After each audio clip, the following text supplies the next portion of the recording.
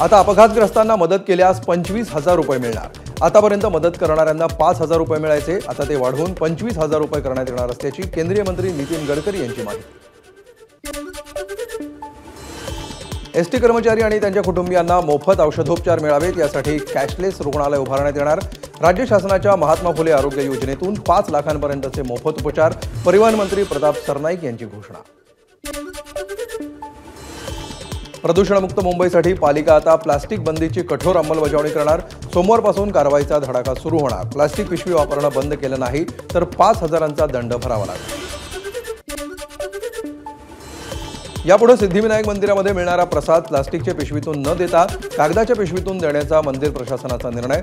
मंदिरात येणाऱ्या भाविकांनीही मंदिर परिसरामध्ये प्लास्टिकचा वापर टाळण्याचं आवाहन।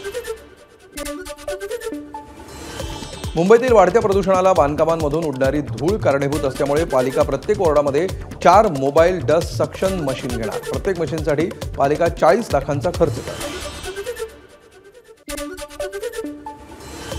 बोरिवलीच्या संजय गांधी राष्ट्रीय उद्यानातील बेकायदा बांधकामांवरून मुंबई उच्च न्यायालयाचे राज्य सरकारवर ताशेरे।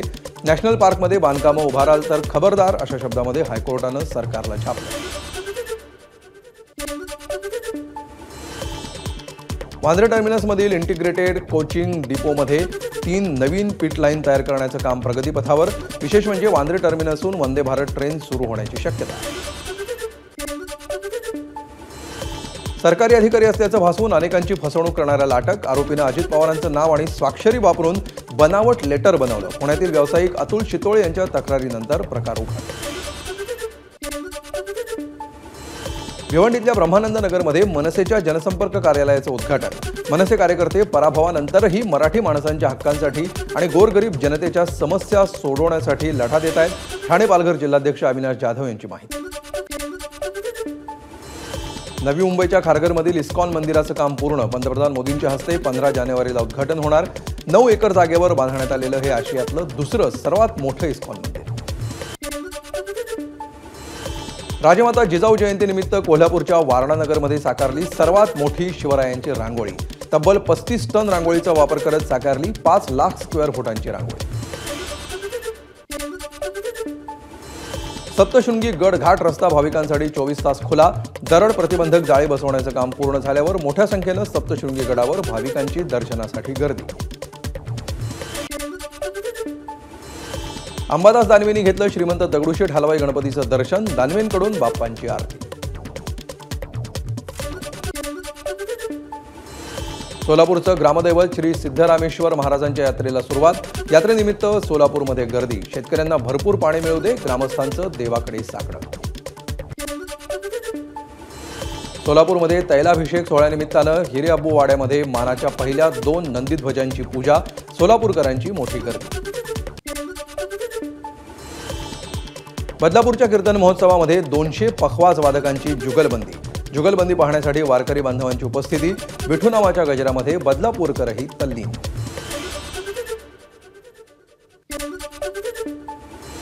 उपमुख्यमंत्री एकनाथ शिंदेंकडून ठाण्यातील विंटेज कार एक्झिबिशनची पाहणी। यावेळी एकनाथ शिंदेंनी विंटेज कारही चालवली।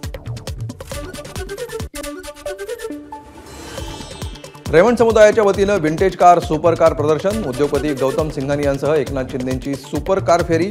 स्पोर्ट्स कारमधून एकनाथ शिंदेंनी घेतला ड्रिफ्टिंगचा अनुभव। ठाण्यातील विंटेज कार प्रदर्शनामध्ये एकनाथ शिंदेंनी चालवली सुपर बाईक। तसंच अनेक वर्षांनंतर एकनाथ शिंदेंनी रिक्षाही चालवली। उद्धव ठाकरेंची साथ सोडू नका म्हणत माजी खासदार चंद्रकांत खैरेंनी मेळाव्यात कार्यकर्त्यांसमोर जोडले हात। आगामी पालिका निवडणुकीच्या पार्श्वभूमीवर संभाजीनगरमध्ये पार पडलेल्या मेळाव्यात अंबादास दानवे आणि खैरेंची उपस्थिती। बाबा सिद्दीकी हत्या प्रकरणामध्ये आरोपपत्रातून मोठा गौप्यस्फोट। सिग्नल ॲपच्या माध्यमातून अनमोल बिश्नोई देत होता मारेकऱ्यांना सूचना। धर्म आणि समाजाच्या भल्यासाठी सिद्दीकींची हत्या, अनमोलच्या ॲपवरून सूचना। वाल्मिक कराडचा 1996 पासूनचा पिस्तूल परवाना रद्द। बीड जिल्ह्यातील 300 पिस्तूल परवानेही रद्द। विष्णू चाटेचा मोबाईल अजूनही सीआयडीला मिळाला नाही। विष्णू चाटेनं फरार असताना मोबाईल नाशिकमध्ये फेकला। चाटेच्या मोबाईलवरूनच खंडणीसाठी धमकी दिल्याची माहिती। छत्रपती संभाजीनगरच्या वैजापूर पोलिसांकडून 93,000चा नायलॉन मांजा जप्त. अवैधरित्या नायलॉन मांजा विक्री करणाऱ्या एका तरुणाला घेतलं ताब्यात. बोईसरमधल्या यशवंत सृष्टी परिसरातील एसबीआय बँकेच्या एटीएमवर चोरट्यांकडून दरोडा. एटीएममधून रोकड घेऊन चोरटे पसार. चोरट्यांनी सीसीटीव्ही कॅमेऱ्यावर ब्लॅक स्प्रे मारून चोरी केल्याची माहिती. पुण्याच्या नरे भागामध्ये ड्रेनेजमध्ये दुचाकी स्वार पडला आणि दुचाकीला स्थानिकांनी काढलं बाहेर. अमरावतीच्या नांदगाव पेठ एमआयडीसी मधील गोल्डन फायबर कंपनीमध्ये 100 पेक्षा अधिक कामगारांना विषबाधा. दूषित पाण्यातून विषबाधा झाल्याची माहिती. अनेक महिलांना उलट्यांचा त्रास. अकोल्याच्या पिंजरमध्ये अंगणवाडीमध्ये दिलेल्या कॅल्शियम विटॅमिनच्या गोळीतून स्टॅपलरची पिन आढळल्यामुळे खळबळ. या संदर्भात पिंजरच्या वैद्यकीय अधिकाऱ्यांकडे तक्रार. सोलापूर विभागामध्ये रेल्वेवर 10 दिवसामध्ये दुसऱ्यांदा दगडफेक. पारेवारी वाशिंबे दरम्यान घडली घटना. मुंबई चेन्नई एक्सप्रेसमधील विकलांग डब्यामध्ये बसलेल्या एका प्रवाशाला किरकोळ जखम. परभणीतील वसमत रस्त्यावर असलेल्या वडापावच्या गाड्यातील 2 सिलेंडरचा स्फोट. पहिल्या स्फोटामध्ये लागलेली आग विझवण्याचे प्रयत्न सुरू असताना दुसरा स्फोट. त्यावेळी अग्निशमन दलाचे जवान थोडक्यात बचावले. पुण्याच्या कात्रज भागामध्ये अंमली पदार्थ बाळगणाऱ्या एकाला अटक. त्याच्याकडून 2 किलो चरस, 1 किलो गांजा असा 43,87,000 रुपयांचे अंमली पदार्थ जप्त.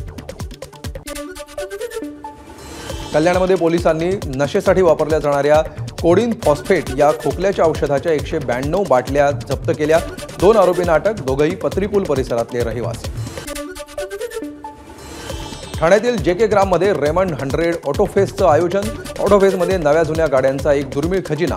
मोटरसायकल शौकीनांना ऑटोफेसमध्ये रोमांचक सफर. क्विक हिल फाउंडेशनतर्फे पुण्यामध्ये सायबर सिक्युरिटी सायबर एज्युकेशन पुरस्कारांचं वितरण. कार्यक्रमाला राज्यपाल CP राधाकृष्णन आणि पोलीस महासंचालक संजय शिंत्रेंनी लावली हजेरी. प्रसिद्ध गायक आणि अभिनेते पंडित अरविंद पिळगावकर यांचं निधन. वयाच्या 88व्या वर्षी घेतला अखेरचा श्वास. ABP माझा, उघडा डोळे बघा नीट.